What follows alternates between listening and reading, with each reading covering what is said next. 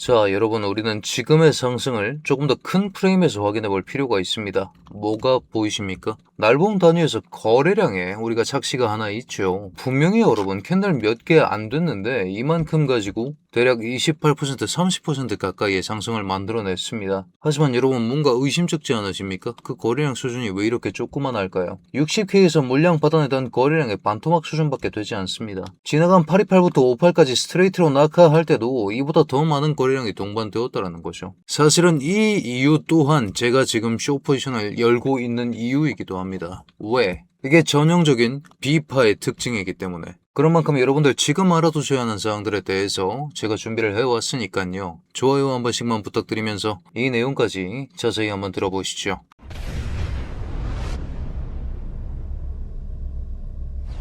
반갑습니다. 현명하게 매매하자. 코인인사이트의 현우 트레이더 인사드립니다. 자, B파를 보면서 항상 들어야 되는 생각은 뭔가 잘못 굴러가고 있다. There is something wrong with this market. 이 문구를 반드시 기억을 하셔야 한다는 거죠. 여러분, 우리가 기존까지의 임펄스를 생각해 본다고 하더라도 우리가 828 고점부터 해서 낙하한 형태를 5개의 임펄스로 바라고 있었죠. 이 형태를 생각해 봤을 때 우리는 이런 식으로 5개의 카운팅으로서 낙하했다라고 얘기를 하고 있었고, 이 형태를 생각해 보았을 때 3파 자체가 1파 길이에 비해서 2.618 수준까지만 나왔었다는 사실을 반드시 기억해야 됩니다. 지금 나오고 있는 상승파동 또한 결국 어떠한 형태의 임펄스 가속으로 하여금 이렇게 올라가고 있는 건데, 물론 여기를 1파 스타팅으로 간주하시는 분들도 있을 겁니다. 여기서부터 1, 2, 3 형태를 바라보시는 분들도 계시겠지만 제 관점상으로는 그렇지 않고 제 관점상으로 살펴봤을 때는 1시간 본 갑니다. 여기서부터 하나의 상승파동이 올라가고 하락파동이 절단 났었던 기점이었죠. 그렇기 때문에 여기가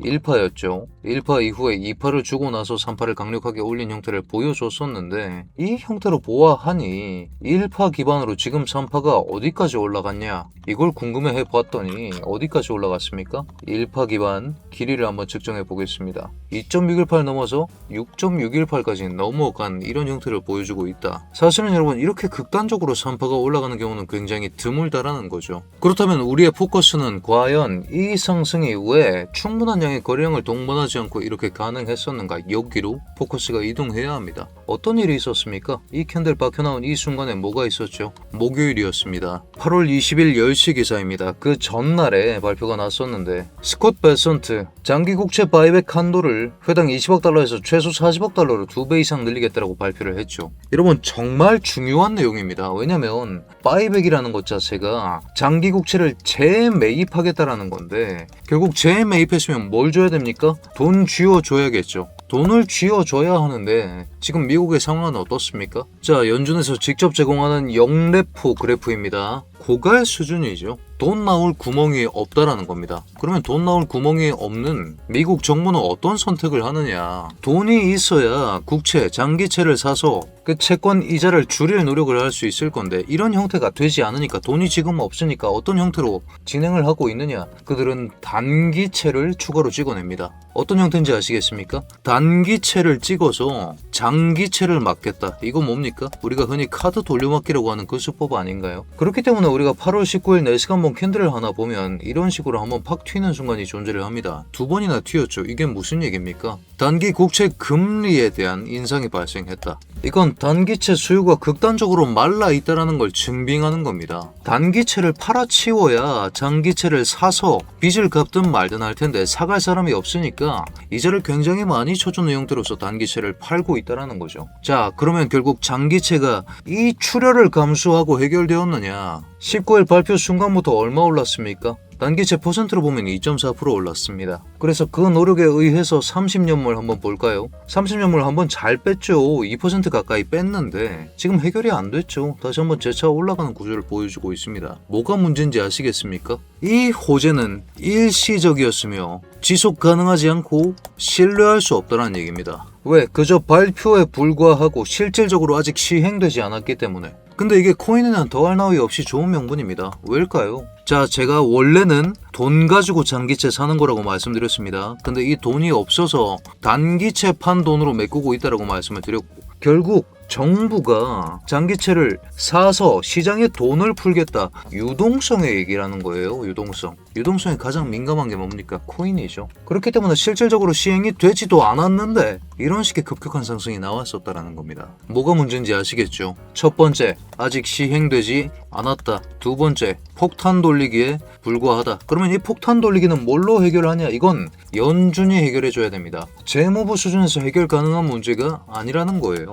그래서 지금 시장의 귀추가 다 어디로 주목되어 있습니까? 왜 지금장에서 거래량이 이렇게 말랐죠? 당장 내일 PCE 발표.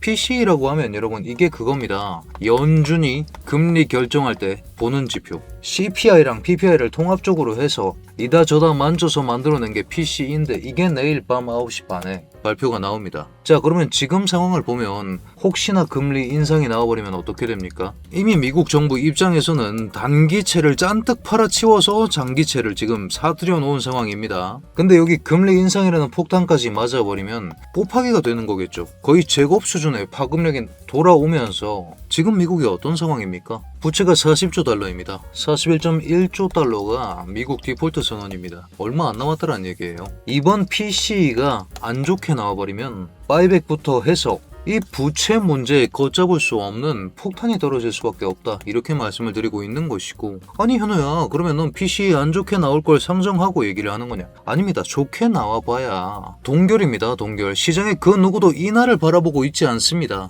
좋게 나와봐야 현상 유지고 올라갈 확률까지 굉장히 높아 있는 상황인데 지금 시점에 이미 현상은 악화될 대로 악화되어 있는 시점에 이 현상이 유지된다라고 하면 차트대로 갈 가능성이 굉장히 높겠죠. 차트대로 가면서 지금 숏이 다 죽었으니까 아래 추경롱은 굉장히 많이 붙어 있으니까 이 추경롱에 대한 패닉셀, 여기에 맞춘 사파 조정 혹은 더 큰 형태의 임펄스, 이 하락파를 기다리겠다. 이런 생각과 함께 숏 포지션을 열었다. 이렇게 말씀드리고 있는 것입니다. 여러분 지금장이 진짜 상승장이었으면요. 우리가 지난번에도 이랬던 적이 있거든요. 23년 3월장이었나? 그때도 날봉급 하락 다이버전스를 띄워줬단 말이죠. 여기 이 자리입니다. 여기 이 자리에서 어떤 형태가 나왔었냐면 이런 식으로 갑자기 고각으로 들어버립니다. 저는 지금장이 이 형태랑 굉장히 유사하다고 생각하고 있는데 여기서도 이 상승을 만들어낼 때 거래량이 강하지가 않았어요. 그래서 어떤 형태가 일어났냐? 마찬가지로 고점 뚫어주는 형태 나왔습니다. 근데 추세의 힘인 RSI가 어떻게 됐어? 추세의 힘인 RSI는 이미 여기서부터 급속도로 쉬고 가기 시작했고 그 다음 고점을 뚫어줄 때는 과매수 권역에 있지도 않았습니다. 어떤 형태가 등장합니까? 가격의 고점은 뚫어주고 RSI의 고점은 뚫어주지 못한 형태. 하락 다이버전스가 컨펌되고 그 결과로 얼마의 하락이 찾아옵니까? 23%의 하락. 적어도 올린 거 절반은 토해낼 가능성이 굉장히 높은 그런 이벤트가 우리 눈앞에 있기 때문에 저는 지금 자리에서 롱을 유지할 요인을 전혀 느끼지 못하겠다 그렇게 말씀드리면서 오전 중에 81K에서 롱 완전히 마감치고 지금 숏으로 틀어놓은 상황인 겁니다. 자, 혹시나 이대로 갑자기 불법 유턴해서 이렇게 올린다라고 치겠습니다. 그러면 뭘 목도해야 되냐면 지금 이 거래량이 부족한 것까지 전부 다 무시하고 그냥 매물대 지지저항의 성격만 얘기를 해보자면 주봉급 구름대가 다가옵니다. 자, 주봉 구름대 그런 말이 있죠. 이격을 붙이러 간다. 붙이러 왔네요. 근데 이게 충돌했다고 이대로 들어버릴 수 있을까요? 지금 우리가 상대해야 되는 건 80.6K 여기 저점에서 형성되었던 매물대입니다. 여기에 더불어서 직선으로 길게 뻗어있는 리딩 스팬 2 이 형태를 전부 다 원웨이로 돌파할 수 있다. 저는 그렇게 바라보지 않습니다. 오히려 거래량으로 봤을 때 지금 이만큼 들어줬으면 솔직히 너무 과하게 왔다라고 생각하고 있습니다. 왜 이전에 제가 그 말씀 드린 적이 있었죠. 저는 결국 이걸 ABC로 본다고. 근데 항상 파동의 최소치를 얘기해야 되지 않습니까? 목표가 잡을 땐 항상 최소치로 잡는다라고 말씀을 드렸습니다. 618자리 생각하면 여기 65.7K가 나온단 말이죠. 여기를 고점이라고 간주했을 때 근데 이렇게 급가속으로 들어버린 구간은 지지력이 굉장히 약하기 때문에 618에서 멈춰줄 것 같지가 않다. 이건 1까지 내리는 걸 메인 시나리오로 가져갈 만하지 않을까 라는 고민까지 하는 실정이다. 이렇게 말씀드리고 있는 겁니다. 여러분들 지금 코인인사이트 구독해 두시면 이렇게 연준이 뭔지 레포가 뭔지 이 호재가 진짜 호재가 맞는지 이런 것들 저희는 여러분들 이해하시기 쉽게끔 하루에 영상 한 편씩 제공하고 있고 또 제가 진행 중인 이런 식의 실시간 텔레그램 브리핑 같은 경우에는 보시면 고정 댓글에 입장 링크까지 제가 하나 남겨뒀으니까요. 다만 여러분 입장 전에 아직까지 구독, 좋아요 눌러주지 않으셨다면 지금 한 번씩만 눌러주신 후에 입장해 주시길 부탁드리겠습니다. 자, 제가 질문 하나 봤는데 여기서 제가 그 말씀 드렸죠. 장기 채널로 보겠다. 장기 채널 말고 제가 대안을 하나 드리겠습니다. 어떤 걸 써볼 수 있냐면 날봉상에서 60K 저점이 있죠. 여기랑 3월 29일 저점을 이어내면 이런 형태의 선이 하나 나옵니다. 지금 이 선도 리테 자리거든요. 이거 올라타느냐 마느냐 그 분기점이라는 거고 지금 한번 밀려난 액션까지 나왔다라는 거예요. 이런 거 생각했을 때 지금 이 자리를 그냥 바로 원웨이로 돌파해서 들어줄 수 있을까? 그럴 거였으면 애초에 여기서 리테를 성공했어야 하지 않을까? 이런 생각이 든다. 지금 장 여러분들도 보시다시피 거래량이 완전히 죽었습니다. 그냥 모두가 추경롱을 바라보고만 있는 그런 자리라는 거예요. 여기서 같이 타서 좋은 걸 못 봅니다. 왜? 올라가면 지금까지는 828부터 58까지 쑤셔놓은 임펄스파였기 때문에 애초에 저항 자체가 강하지가 않았다고. 여기도 마찬가지로 그 매물대가 굉장히 약했었다는 얘기입니다. 하지만 올라가면 훨씬 더 단단한 매물대를 상대해야 된다. 아직 한 번도 터치 들어가지 않은 그런 매물대를 상대해야 되고 이번엔 바이백 호재 같은 호재가 적어도 9월까지는 작용할 여지가 없다. 9월에 우리가 뭐 봐야 되죠? 클래리티 법안 표결이 9월 15일입니다.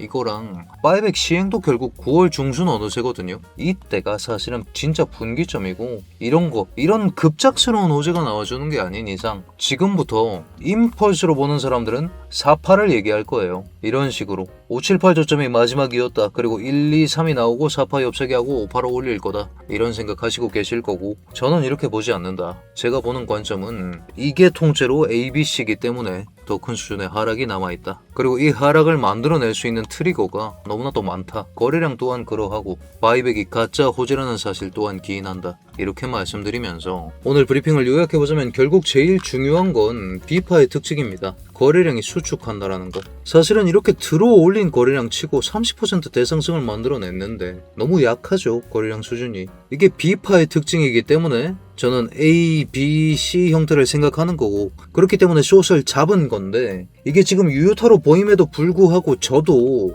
플랜에 대해서 말씀드리겠습니다. 이게 1, 2, 3으로 보는 사람들이 많다라는 거예요. 그렇기 때문에 결국 4파는 우리가 봐왔던 대로 이 3파에 대한 되돌림 수준으로 움직일 거고 이 되돌림 수준이 3파 극단적 연장까지 생각했을 때 2, 3육 되돌림까지 생각해야 되기 때문에 이런 자리에서 분할 익절은 적당히 치면서 움직여야 된다는 거예요. 그러니까 제가 말씀드렸던 뭐 65K 그리고 55K 여기까지 끌고 갈 수 있으면 좋은데 리스크 제거해 두는 게 정말 중요하다. 왜? PC라는 변수도 있고 클래리티라는 변수도 있으며 변수가 애초에 이렇게 올라가는 것 자체도 변수였던 그런 장세다. 그런 장세에서 개미가 살아남을 방법은 리스크 관리 이거밖에 없다. 양쪽 입장을 모두 고려하시길 바라겠습니다. A, B, C를 메인으로 보시든 그게 아니면 여기서 마감이 된 거고 그 다음에 임펄스로 올라가고 있는 거든 공통은 4파 하락이잖아요. 일단 이건 드시고 그 다음을 바라보셔라. 이렇게 말씀을 드리고 싶습니다. 바이백이 진짜 호재가 아니라는 영상으로 이해해 주셨으면 좋겠고 숏만 죽어나간 장입니다. PC 변수가 내일 밤 9시 반에 임박해 있고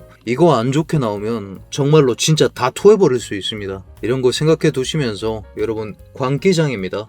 저는 광기의 지속에 베팅하기보다 그 광기 이면에 어떤 문제들이 있는지 여러분들께 이렇게 최대한 빨리 공유 드릴 테니까요. 이런 내용들까지 한번 확인해 보시길 바라면서 오늘 분석도 마음에 드셨다면 여러분 댓글로 굿 한 글자씩만 부탁드리겠습니다. 자, 그렇다면 코인인사이트 구독자 여러분들 모두 성투하는 좋은 하루 되시길 바라겠습니다.